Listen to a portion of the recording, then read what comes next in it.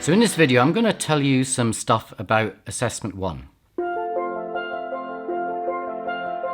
So Assessment 1 has been designed to give you the opportunity to show your progress against 3 of our unit's learning outcomes. First, we've got Learning Outcome 2, which is applying sociological concepts to key debates or controversies concerning deviance. So, when you're someone's at work, some people at work are talking about bad people, you can jump in with a sentence that starts something like, well, sociologists have said something really interesting about all of this. They say it's all about social norms and rule breaking, blah, blah, blah, blah. and then watch as their jaws drop in amazement. Everyone wants you to come to their next dinner party. Then we've got Learning Outcome 4, where you show that you can outline the positive and negative consequences of deviance. So it's when you show you can weigh up the pros and cons of an argument. And then we have Learning Outcome 5, which is where you show you can compare and contrast beliefs and attitudes, to compare views of behavioural social norms and deviance. And this is where you get to show that you can consider many different points of view. And for our focus question 1, it's kind of more of a task than a question, but we'll just call it focus question for now, because that's what, for some reason, they were called last year. I've changed it a bit from last year. We'll now give you a task. More fun. Anyway, with that first focus question, it gets released in Teaching Week 2. What you're going to do is show how you can appreciate norms from the past and compare them with norms from the present. The other 2 questions get posted in Teaching Weeks 4 and 6, and the submission deadline for you submit 2 of these free focus questions, and you submit 2 of them in Teaching Week 8. So you've got a bit of time. After I set the first question, you've got about 6 weeks really to mull this over and get this right. So don't panic, don't stress, it'll all be fine, and we'll have lots of opportunities to talk through the question and support you on the way.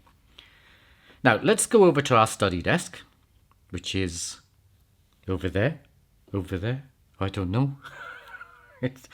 It is real, I promise you. We'll go over to our study desk. So, here we go.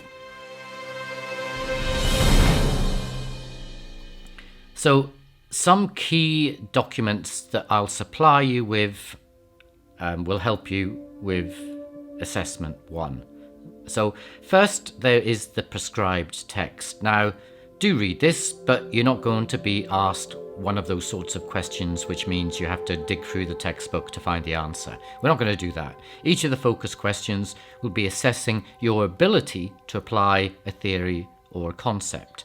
So the answer's not going to be in the books, and the textbook will be good in regards to explaining the concept or the theory, along with other reading that I'll be providing you with as we go along, but the answer won't be in your textbook. The answer will be in your imagination, and that's because I want to know not just that you understand something, but that you can apply your understanding to something.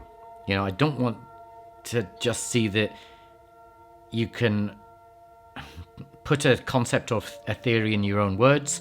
I want to see that you can apply that concept or theory.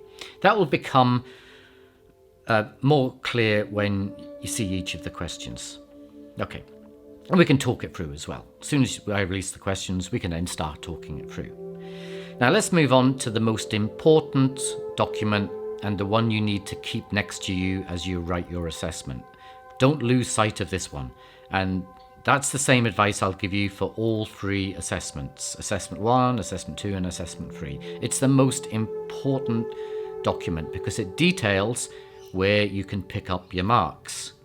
Remember, if you start writing about something that's not actually covered on the marking rubric, which is the document I should have told you, the document I'm referring to is the marking rubric. Now, if you start writing stuff in your assessment that isn't in the marking rubric, you're not going to get any marks. I might love what you're writing, but I can't give you marks for it.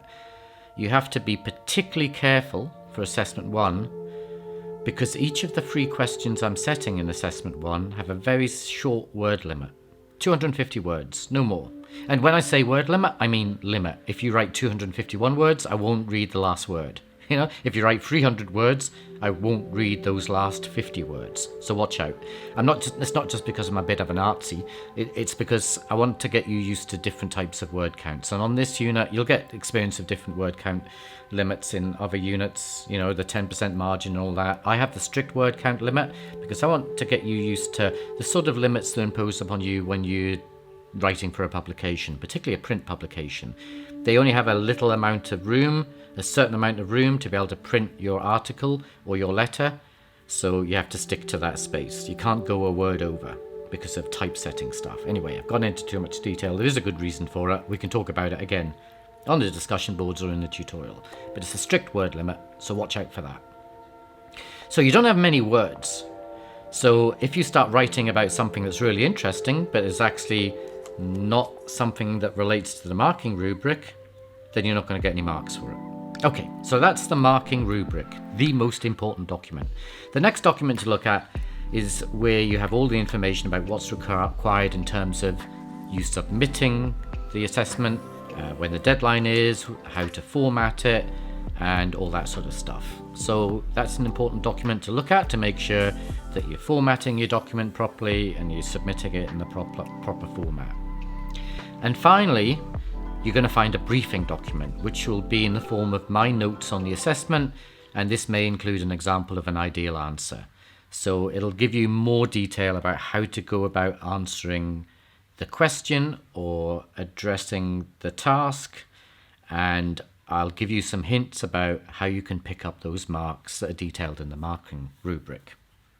Now, once all of that's in place, you've got that in front of you, you're attending to those key documents, then you need to kickstart your imagination.